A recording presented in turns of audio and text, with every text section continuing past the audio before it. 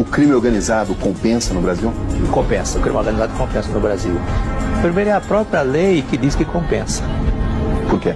A lei fixa, por exemplo, para lavagem de dinheiro, é uma pena de 3 a 10 anos.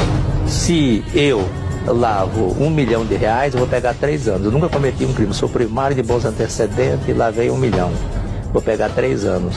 Comparável à pena de um ladrão de galinhas. Exatamente. Se outra pessoa lava 10 bilhões ou 10 milhões, ela vai, e é primária de bons antecedentes, tem as mesmas condições pessoais que eu tenho, ela vai pegar a mesma pena.